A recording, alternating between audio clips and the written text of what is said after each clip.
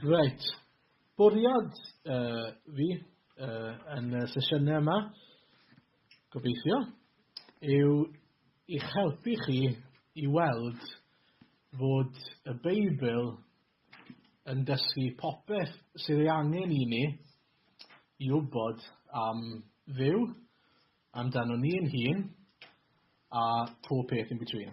Pob peth sydd angen i ni wybod am pam i ni yma, sut i ni wedi cyrraedd yma, lle i ni'n mynd, a beth mae Duw eisiau ni i wneud am y broblem yma sydd yn ein bywyd ni hefyd. Mae'r Beibl, fel chi'n gwybod fi'n siŵr, yn llawn o bethau gwahanol, lot o bethau ni angen dysgu, bethau ni angen gwybod. A mae'n bach fel jigsaw puzzle. So, mae yna bethau chi'n mynd i wybod yn y Beibl, falle fel ni wedi clywed bod Iesu wedi marw drosto ni. Ond mae yna bethau eraill sydd angen i ni wybod yn ogystal â hynny, mwyn iddo fe wneud sens i ni. So, enghraifft, mae Iesu yn fyw nawr. So, mae angen gwybod bod Iesu wedi gwneud rhywbeth arall in between y marw mwyn bod yn fyw. A mae eisiau ni wybod, lle mae Iesu nawr? A be mae Iesu'n wneud nawr? A, wel, beth sy'n mynd i ddigwydd i ni. A mae'r Beibl i gyd fel darnau bach o'r jigsaw puzzle yna, ac wrth i chi roi ei gyd at ei gilydd, chi'n gweld y darlun llawn. So, ni'n gobeithio yn y 3 sesiwn nesaf, y byddwch chi'n cael rhyw fath o darlun o lle mae Duw ar y dechrau, reit all the way trwyddo i be fydd yn digwydd yn y diwedd. Ia? Fel falle chi'n hoffi ffilms, chi'n hoffi watcho ffilms, fi'n hoffi, cyn watcho ffilm, darllen rhyw fath o synopsis, maen nhw'n galw fe. So, syniad o beth mae'r ffilm am, yn esbonio chi beth sy'n digwydd yn y ffilm. Achos sa i eisiau gwario, neu treulio awr o hanner o'n amser yn watcho ffilm rubbish, fi eisiau syniad o pa mor dda yw e. Yn yr un ffordd, mae'n gret gwybod rhai pethau am y Beibl ac am Iesu, mae'n dda iawn i ni ac yn gymaint gwell i ni ddeall y darlun llawn. Fel hwn, chi'n cael satisfaction yna o orffen hwnna. Eitha impressive, nag yw e? Chi wedi wneud fel jigsaw mawr? Y mwyaf fi wedi wneud yw 5,000 darn, ac o hwnna'n lot o amser. Ond chi'n gofod edrych neu chi am darnau bach, a mae'n cymryd ages weithiau fel 10 munud da, jyst i ffindio un darn. Ond dyw ddim mor satisfying a hynny i ffindio un darn, beth sy'n satisfying yw gweld y darlun cyfan. So dyna'r gobaith i chi. Ond dwi ddim eisiau jyst wneud fel bod chi'n gwybod be mae'r Beibl yn dweud wrtho ni. Bwriad pob un ohono ni yma yw gweld chi yn dod i adnabod Iesu drosto chi eich hun. Dyna pam dwi yma, dyma pam mae'r slogs yma. Mae pob un ohono ni eisiau i chi ddod i weld fod yr Iesu sydd yn cael ei ddangos i ni yn y Beibl yn real, pwy mae'n dweud yw e, a mae wedi dod i'n hachub ni. So, y peth cyntaf, y sesiwn yma, 3 peth yn edrych ar y ffaith bod Duw yn bodoli ar y dechrau, bod Duw wedi'n creu ni, a bod Duw wedi'n achub ni. So, yn gyntaf, mae Duw yn bodoli. Fel gath i ddarllen, diolch Iwan am ddarllen i ni, yn Colosiaid 1. Os chi'n edrych ar fe, mae'n dweud yn adnod 17. So, pan i ni'n mynd at y Beibl, mae'n chydig bach fel chi'n mynd at y peil yna o darnau jigsaw, chi'n trio chwilio am y darnau. Mae'n gret i chi felly edrych yn y Beibl a chwilio am beth mae'n dweud wrthyn ni am Dduw. Yn Colosiaid 1:17, a lot o lefydd eraill, mae'n dweud wrthyn ni, y mae ef yn bod cyn pob peth, ac ynddo ef y mae pob peth yn cyd sefyll. So be mae'n dweud wrthyn ni yw fod, y mae darn yna'n sôn am Iesu Grist. Fod Iesu Grist a Duw, y tad, y mab a'r ysbryd glân, i gyd yn bodoli cyn pob peth arall. Mae Duw wedi existo eriod. Mae wedi existo, ni ddim yn gallu deall hwnna, really, ond mae wedi bodoli ers eriod. Di ni ddim wedi bodoli ers eriod, a mae'n adeg wedi dod lle mae Duw wedi penderfynu wedi'n creu y byd. Yn yr un peth wedi, mae'n dweud yn y dechreuad, creuodd Duw y nefoedd a ddaear. Ond mae hwnna rhoi cliw i ni bod Duw yn bodoli cyn y creu. Achos oedd rhaid bod yna mwyn gallu creu. Does dim llun yn cael ei beintio, neu llun yn cael ei dynnu, heb fod yna berson i dynnu'r llun, neu i beintio'r llun. Yn yr un ffordd, mae rhaid bod rhywun wedi creu y byd. A credwch neu beidio, mae yna lot o wyddonwyr hyd yn oed yn credu hynny. Mae yna lot o bobl sydd yn honni bod nhw'n atheist sydd yn oed, sydd yn fodlon cyfaddau, ond na un yn ddiweddar, beth yw'n Brian Cox, efe? Mae ar BBC 2 yn ei loads o stwff ar evolution, a lot o bethau gwahanol, ond oedd hyd yn oed yn dweud, allai ddim dadle bod na mwy na thebyg creawdwr sydd wedi creu y particles yma mwyn i rhywbeth allu dod i fodolaeth. Dydy pethau ddim yn gallu dod yn unman. A felly i ni yma, oherwydd fod Duw wedi bodoli reit ar y dechrau. Mae ef yn bodoli ers y dechreuad. Ni ddim cweit yn deall hwnna, ond gallwn ni gredu hynny. Yn Ioan 1 wedyn, sydd bron fel copi o Genesis 1 ar y dechrau fyna, yn y dechreuad yr oedd y gair, eto'n sôn am Iesu Grist.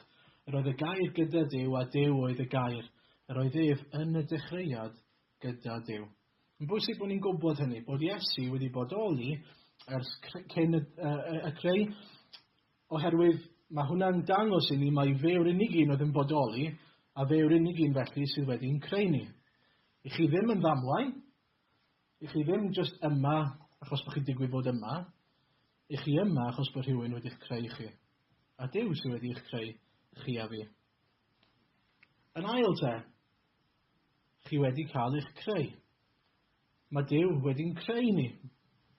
Yn y darlleniad yna yn dweud, yn Colosiad 1, oherwydd ynddo ef y creuwyd pob peth yn y nefoedd ac ar y ddeiar, pethau gweledig a phethau anweledig, gorseddau, arglwyddiaethau, popeth mewn geiriau eraill, tywysogaethau ac awdurdodau. Mae'n dweud trwyddo ef ac ei fwyn ef y mae pob peth wedi ei greu. A mae ef yn bod cyn pob peth, ac ynddo ef y mae pob peth yn cyd-sefyll. Beth mae'n dweud wrthyn ni te? Wel, mae Duw yn bodoli, a mae e wedi dewis ein creu ni. A trwy Iesu Grist, mae pob peth wedi dod i fodolaeth. So Iesu sydd wedi, gyda y drindod, wedi creu y byd. Mae pob peth wedi dod i fodolaeth trwy Iesu. Yn ddiddorol. A mae Iesu wedi dewis creu pawb. A pob peth. Ond pam? Pam bod wedi dewis eich creu chi? Wel, mae wedi'ch creu chi a fi mwyn i ni gael ei adnabod a'i addoli fe, a hefyd i ni gael pwyntio at. Chi wedi gweld y bobl yna sydd fel yn cael eu talu i fod yn human billboards? Chi gweld yna? Maen nhw'n gwisgo lan fel giant hot dogs ac yn pwynt fel gyda Aron, maen nhw'n just yn pwyntio at fel vendor hot dog lawr o'r hewl. Chi gweld yna? I ni fel na, ond dim gyda hot dog, gyda Iesu. I ni yn bobl sydd wedi cael ein creu i adlewyrchu rhywbeth o Iesu ac i bwyntio at Iesu. I ddweud, fe yw Duw, fe yw'r un mawr, fe yw'r un sydd yn anhygoel, yn dduw sydd mor berffaith, mor lan, mor rymus. Mae Beibl yn galw hwnna'n gogonefu. I ni wedi cael ein creu mwyn gogonefu, mwyn sylweddoli a rhoi clod i ddew am pa mor fawr yw e. Ac mwyn ni gael ei adnabod e. Mae chydig bach fel y rhieni chi, maen nhw wedi penderfynu cael plant. Ynddo? Chi yma achos bod rhieni chi wedi penderfynu cael chi. A mae'n ddiddorol iawn achos pan chi'n meddwl am y peth, mae'n lot o drawbacks i gael plant. Wel, mae dy fi 3 o blant, so fi'n gwybod hyn. Right? Maen nhw'n costio lot, chi'n costio lot o arian. Chi'n mynd trwy bwyd fel ffyliaid, chi'n drewi, chi'n ddrwg, chi ddim yn gwrando, chi ddim yn cysgu, mae'n waith caled. Chi'n annoying weithiau, sorry. Mae plant just fel na i chi, a pan o'n i'n blentyn o'n i exactly yr un peth.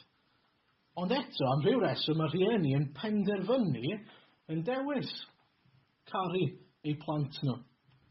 A dyna'n union be mae Duw wedi wneud a gymaint mwy i ni. O Duw wedi'n creu ni yn gwybod yn iawn byddwn ni'n meso lan, yn gwybod yn iawn byddwn ni'n gwneud camgymeriadau, ond mae wedi'n creu ni a wedi trefnu ffordd i sorto mas y mes yn ein bywyd ni hefyd. A dyna byddwn ni'n edrych ar mewn munud. Ond cofiwch, mae Iesu wedi eich creu chi mwyn i chi gael ei adnabod e. Dyna pam i chi yma. Dyna pam chi wedi cael eich creu. Nid jyst mwyn cael job, neu mwyn cael teulu. Mae pethau yna gyd yn dda, Sy'n byd yn bod y pethau yna i chi gael breuddwydion i fod eisiau gwneud pethau da yn eich bywyd chi, ond yn fwy na hynny, mae Duw wedi'ch creu chi mwyn i chi gael ei adnabod a'i garu a'i addoli i fe, mwyn i chi gael profi bywyd, mae Beibl yn dweud, yn ei holl gyflawnder, bywyd go iawn, bywyd gore sydd bosib gael. Mae yna hanes yn Ioan 4 yn y Beibl, sy'n os chi'n cofio fe, mae Iesu yn cwrdd â dynes wrth ymyl ffynnon, a mae'n gofyn iddi roi dŵr iddo fe. A mae Iesu'n dweud wrthi hi, mae gen i ddŵr allai i roi i ti, ac os ti'n cymryd y dŵr yma, byddi di byth yn sychedig eto. A dydde ddim yn sôn am dŵr llythrenol, yn literally'n sôn am dŵr. Be oedd e'n sôn am oedd bywyd yn adnabod Iesu, bywyd yn sylweddoli mae Iesu yw pwy mae'n dweud yw e, mab Duw, y Meseia. A dyna'n union yw yng ngobaith i, a'r bwriad Duw ar eich cyfer chi. Mae eisiau i chi ei adnabod ef a profi bywyd go iawn. Bywyd lle mae popeth arall, fel mae Paul yn dweud yn Philippiaid 3, chi'n edrych ar hwnna pan chi'n cael amser sbar, mae'n dweud bod pob peth arall yn rybys i gymharu gyda rhagoriaeth y profiad. Mae'n dweud bod e'n gymaint gwell profi adnabod Iesu Grist dros nhw ei hun. Ond mae problem. So pan o'n i yn blentyn, o'n i'n hoff iawn o chwarae rygbi. A fi'n cofio un adeg, oedd e fel canol wythnos, a o'n i dod adre mewn, obviously, gwisg ysgol, a o'n i wedi gofyn, gai fynd i chwarae mas gyda ffrindiau, ac oedd dad wedi dweud, cei, ond paid yn mynd yn front, obviously, neu bydd wisg ysgol di wedi difetha, a byddwn i ddim yn gallu golchi fe mewn pryd. Beth nes i? Nes i gael yn front, nes i chwarae rygbi, a nes i nôl o'n i actually yn cyfred mewn mod. A nes i fynd at y tŷ, a nath e stopo fi wrth y drws a mynd, ti ddim yn cael dod mewn fel na. Ti ddim yn cael dod mewn i tŷ fi yn edrych fel na. Nes i ddweud wrth y ti bod ti'n cael dod mewn os ydy ti'n lan, ond ti wedi mynd yn front, so teff, ti ddim yn cael dod mewn. A chydig bach fel na, mae'n perthynas ni gyda Duw. So mae Duw wedi'n creu ni yn dda iawn, mae'r Beibl yn dweud yn Genesis. Ond, dyn ni wedi mynd off ar ein pen ein hunain a gwneud pethau sydd ddim yn plesio Duw. A mae hwnna'n golygu bod ein calon ni'n front. Mae yna bethau dyn ni wedi gwneud, pethau dylen ni ddim wneud, ond yn ein hunanoldeb ni, yn ein selfishness ni, dyn ni'n ei wneud nhw. Chi wedi ateb yn ôl i mam a dad weithiau, dweud celwydd, chi wedi meddwl pethau dylech chi ddim, dweud pethau dylech chi ddim. Ni gyd yr un peth, a fi yn gynnwysedig yn hwnna. Ni gyd wedi gwneud pethau sydd ddim yn iawn ger bron Duw. Ond yn fwy na hynny, chi'n cofio'n Genesis beth ddigwyddodd? Nath Duw roi rheol yn dod yn gardd Eden i adda ag Efa. Pwy sy'n gallu cofio beth oedd y rheol? Ydych chi'n bwyta unrhyw beth o blaw bwyd o goeden? Gret. Ydych chi'n bwyta unrhyw beth chi moyn, ond am un ffrwyth o un goeden. So be maen nhw'n neud? Bwyta fo. Maen nhw'n bwyta... Maen cael unrhyw ffrwyth maen nhw'n moyn, o unrhyw goeden, ond maen nhw'n gorfod bwyta yr un ffrwyth off yr un coeden yna. Mae Duw wedi dweud wrthyn nhw beidio wneud. Mae yna rhywbeth yn natur pobl fel ni. I ni eisiau bod fel Duw. I ni eisiau gallu gwybod popeth, dilyn rheolau ein hunain, mynd ein ffordd ein hunain, plesio ni yn lle plesio Duw. A dyna rili lle mae pob pechod yn dod o, bod ni eisiau plesio'n hunain, yn lle bod ni eisiau plesio Duw. Ac felly, i ni'n front. A mae Duw yn y nefoedd yn dweud, oherwydd bod chi'n front, chi ddim yn cael dod i mewn. Ond, dyw e ddim yn stopo fyna. Dyma newyddion da y Beibl, newyddion da yr Efengil. Yw bod e ddim wedi just dweud, ti ddim byth yn cael dod mewn.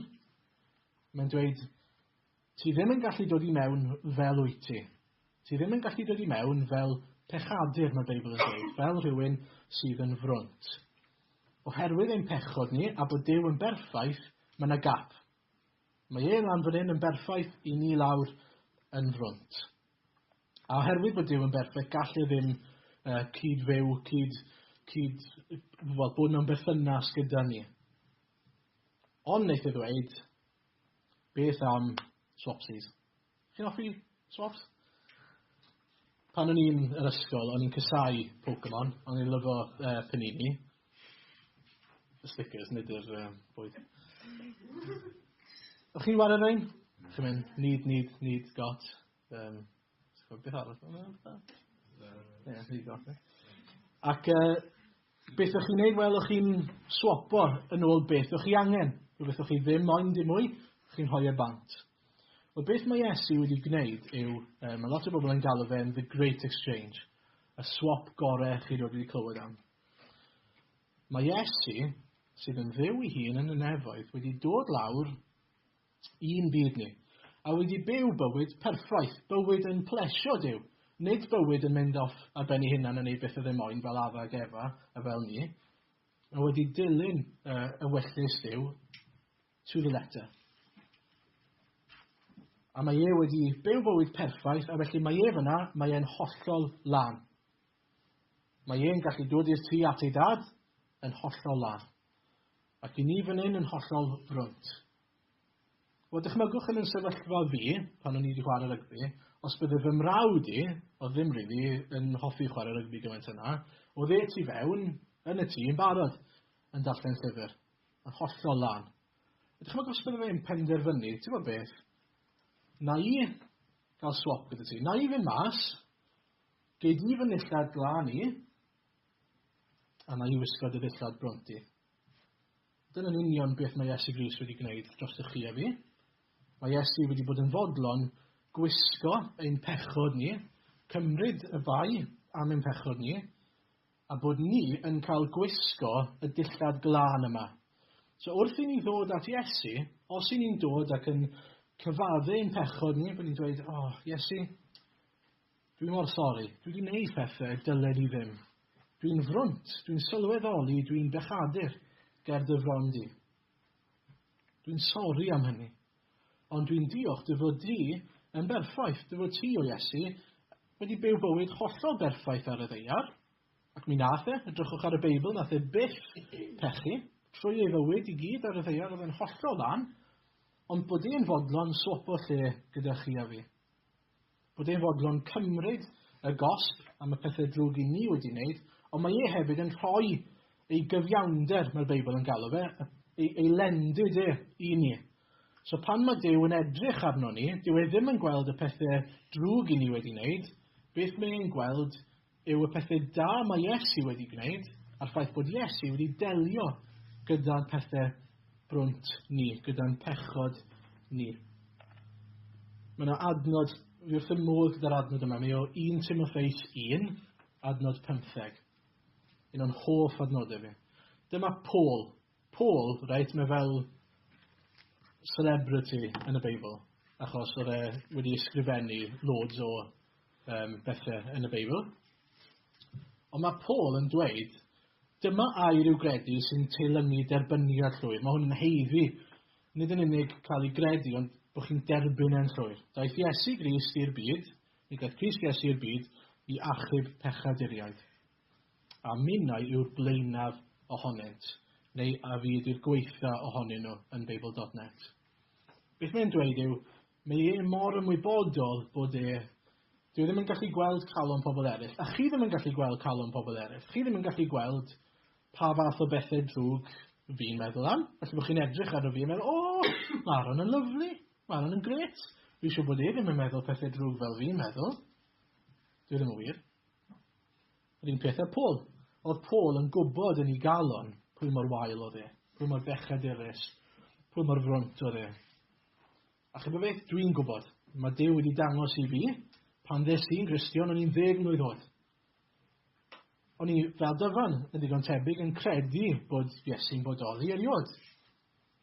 Ond pan o'n i'n 10 mlwydd oed, nath Duw ddangos i fi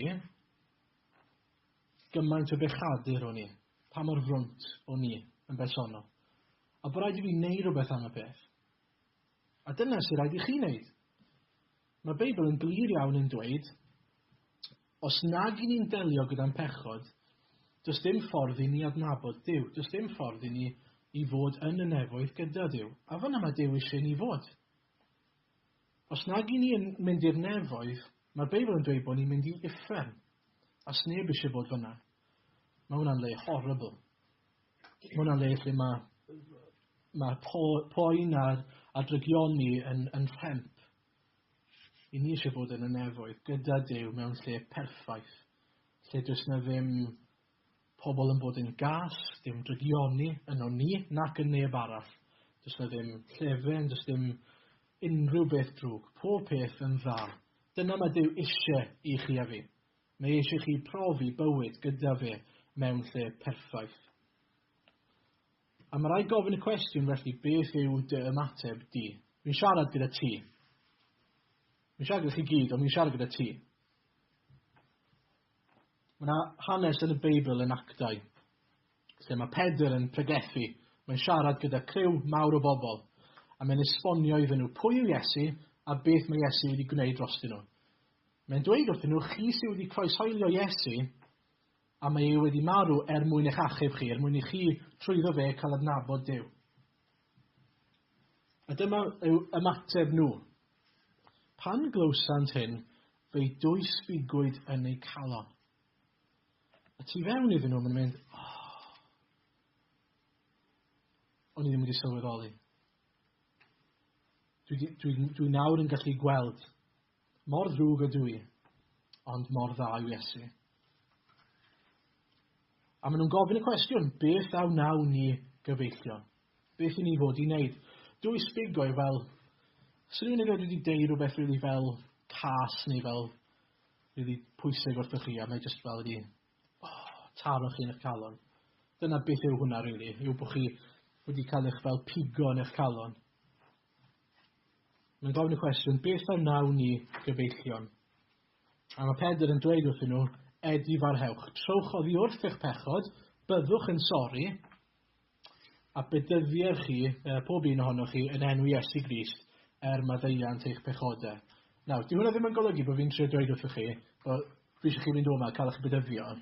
Mae bedydd jyst yn symbol yw e, mae Bible.net yn dweud, a chael eich bydyddio fel arwydd eich bod yn perthyn i Iesu y Meseia, a bod Dyw yn maddau eich pechodau chi. A felly dwi eisiau chi ystyried bore yma i feddwl dros chi eich hun, sy'n os pyn eich hun y lleia yma neu'r mwyaf yma, ydych chi wedi sylweddoli bod chi'n frwnt ger bron Dyw? Ond ydych chi'n sylweddoli bod Iesu wedi dod i ddelio gyda hwnna? Dyna'r cam cynta. Trust exercise. Pwy bydd yn fodlon, reit, sefyll fan hyn, cael llygad chi a cwmpo lawr, a trysto bod fi'n gallu dala chi. Generally. In theory, fi'n sôn am. Just in theory. Pwy bydd yn meddwl bod fi'n ddigon cryf? Come on, sneb o'ch chi fawr. Byddwn ni'n disgwyl bod rhan fwyaf chi'n credu, byddwn ni'n capable o wneud hwnna, ie? Mae'n fater arall i fynd, well, pwy sy'n mynd i wneud eto? Pwy sy'n actually mynd i sefyll fyna, cael llygad a cwmpo nôl? Joseph?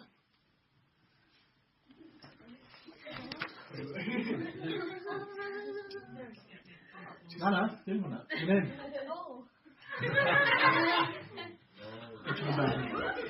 Okay, dim beth. Ydw gobeithio bod yn dal. Okay, cael llygad ti? Da iawn. Impressive. Right. Na.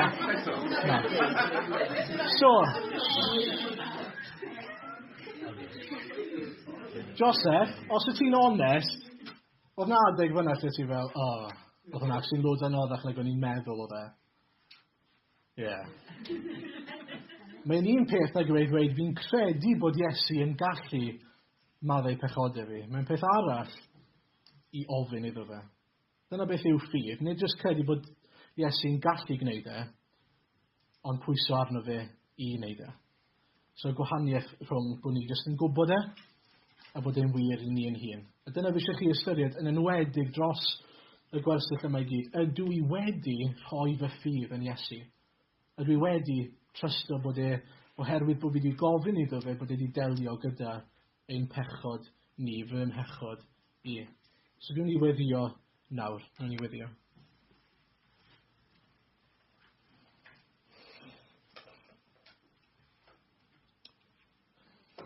O Dduw, ni'n diolch i ti am dy fod ti yn fyw a dy fod ti yn berffaith, dy fod ti mor fawr a dy fod ti wedi dewis ein creu ni.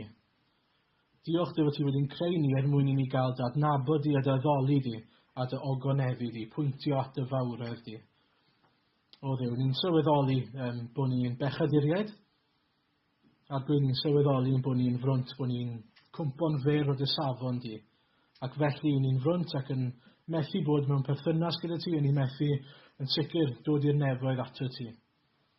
Ar gyfer felly, ni'n gweddio am i ti roi helpu ni, a sylweddoli ar gyfer dros ni'n hun, ein bod ni angen gofyn i ti am faddeuant. A ni'n gweddio i ti fadde ein pechodau ni, ac i ti i ddod i'n calon ni, i fyw arglwydd, i fod yn arglwydd ar ein bywyd ni. Helpa ni arglwydd i fyw i ti. Os nag ni wedi arglwydd ni gweddio i ni ystyried beth mae'n golygu roi ein ffydd yn llwyr yno ti. Helpa ni os gweli di'n dda yn enw Iesu. Amen.